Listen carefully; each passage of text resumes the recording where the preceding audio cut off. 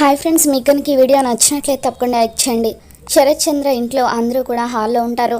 పెళ్లి పత్రికలు రావడంతో మీరా శరత్ చంద్రకి తీసుకొచ్చి ఇస్తూ, అన్నయ్య పెళ్లి పత్రిక చాలా బాగుంది కదా అన్నయ్య అని చెప్పి అంటూ ఉంటుంది. ఇంతలో అక్కడికి వచ్చిన అపూర్వతో, వదిన నువ్వు కూడా ఒకసారి పెళ్లి పత్రిక చూడు, అందులో ఉంది చదువు అని చెప్పి అంటూ ఉంటే అపూర్వ పెద్దగా చదివి వినిపిస్తూ ఉంటుంది.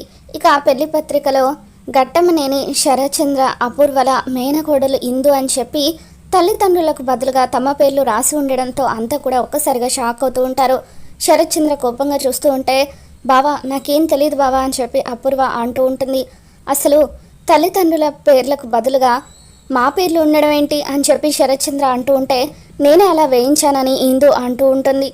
అప్పుడు కృష్ణప్రసాద్ ఎందుకు అలా వేయించావని చెప్పి ఇందుని అడగగానే, అసలు నువ్వు నా దృష్టిలో కన్న తండ్రివే కాదు, కూతురుకొచ్చిన సంబంధాన్ని ఆ ఇంటికి పంపించావు, అలాగే నా కోసం చేయించిన తాళిని కూడా ఆ ఇంటికే పంపించావు, కన్న తండ్రి స్థానాన్ని నువ్వెప్పుడో కోల్పోయావు, అందుకే అత్తయ్య మావయ్యల పేర్లను వేయించాను, చిన్నప్పటి నుండి నాకు అత్తయ్య తల్లి ప్రేమను అందించింది అని చెప్పి అంటూ ఉంటే, మరి అమ్మ పేరు కూడా అవసరం లేదా అని కృష్ణప్రసాద్ అడుగుతాడు. అప్పుడు ఇందు, అమ్మ పేరు వేయిస్తే నీ పేరు కూడా వేయించాలి కదా, అందుకే ఇద్దరు పేర్లను తీసేయమని చెప్పాను అని ఇందు అంటూ ఉంటుంది. అసలు నువ్వు నా పెళ్ళిలో కూడా ఉండడానికి నాకు ఇష్టం లేదు అని చెప్పి ఇందు అనగానే, ఇక ఆ మాటలకు కృష్ణప్రసాద్ ఎంతగానో బాధపడిపోతూ ఉంటాడో. నాన్నతో మాట్లాడే విధానం ఇదేనా అని చెప్పి మీరా ఇందు చెంప పగలగొడుతుంది. ఇక అప్పుడు కృష్ణప్రసాద్, అమ్మ ఇందు, నువ్వు అన్నట్టుగా నేను ఏ తప్పు చేయలేదు, ఆ రోజు సంబంధం కూడా నా ఫ్రెండ్ ఆ ఇంటికి తీసుకువెళ్ళాడు, అలాగే తాళి విషయంలో కూడా నేను ఏ తప్పు చేయలేదు, కానీ నేను చేసిన ఒకే ఒక్క తప్పు నీకు తండ్రిని అవ్వడం. నా అనుకున్న వాళ్ళను వదిలేసి ఒక జీవోత్సవంలాగా ఇక్కడ బతుకుతున్నాను. శారద నేనే సర్వస్వం అనుకొని బతికేది, అటువంటి శారదను నేను మోసం చేశాను. అందరూ కూడా హీరోల ఫోటోలు పెట్టుకుంటారు, అటువంటిది చిన్నప్పుడు గగన్ నా నాన్నే నాకు హీరో అంటూ నా ఫోటోలు పెట్టుకున్నాడు, అటువంటి కొడుకుని నేను దూరం చేసుకున్నాను. ఈ మాట అడగాల్సింది నువ్వు కాదు గగన్, ఆటలు ఆడించాల్సిన వయసులో వాళ్ళను వదిలేసి నేను ఇక్కడికి వచ్చేసాను. ఇప్పటికీ గగన్కి నేనంటే ఎంత ప్రేమ ఉంది అని చెప్పి కృష్ణప్రసాద్ అంటూ ఉంటే, నువ్వు కళ్ళ ముందు కనిపిస్తేనే వాడు ద్వేషిస్తూ ఉంటాడు, అటువంటిది వాడు నిన్ను ప్రేమిస్తున్నాడా అని అపూర్వ అంటూ ఉంటుంది. అప్పుడు కృష్ణప్రసాద్, వాడి ప్రేమ గురించి మీకెవరికి తెలీదు, ద్వేషం మాత్రమే తెలుసు. వాడికి నేనంటే ప్రేమ ఉంది కాబట్టే ఎప్పుడూ కూడా నా కళ్ళల్లోకి సూటిగా చూసి మాట్లాడాడు, మొహం పక్కకు తిప్పుకొని మాట్లాడతాడు.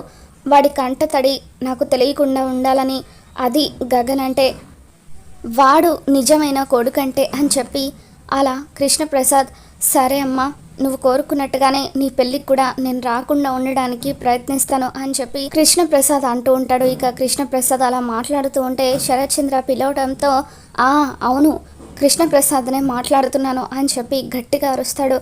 అలా అపూర్వ మీద శరత్ చంద్ర మీద కూడా విరుచుకుపడుతూ కృష్ణప్రసాద్ ఆవేశంగా తన గదిలోకి వెళ్ళిపోతాడు. ఇక ఆ తర్వాత శరత్ చంద్ర ఇందు దగ్గరికి వచ్చి, తండ్రి మీద అలకుండొచ్చు కానీ కోపం ఉండకూడదు, ఇంకెప్పుడు కూడా ఇలా మాట్లాడొద్దు అని చెప్పి వార్నింగ్ ఇస్తాడు. అపూర్వతో మీరాతో మీరైనా ఆ కృష్ణప్రసాద్కి అర్థమయ్యేలాగా చెప్పండి అని చెప్పి గదిలోకి వెళ్ళిపోతాడు.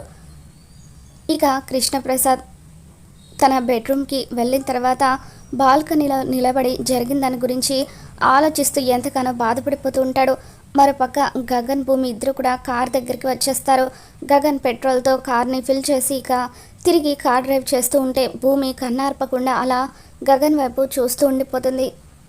ఇక అలా భూమి ప్రేమగా గగన్ వైపు చూస్తూ ఉంటే, గగన్ మొన్న ఎవరినో కలవాలనుకున్నావు కదా, కలిసావా అని చెప్పి అడుగుతూ ఉంటే, అయ్యయ్యో ఆయన్ని కలవాలి కదా మర్చిపోయాను అని చెప్పి భూమి మనసులో అనుకుని నాకు ఫోన్ కావాలని చెప్పి అంటూ ఉంటే, ఏంటి అని సీరియస్గా గగన్ అడుగుతాడు.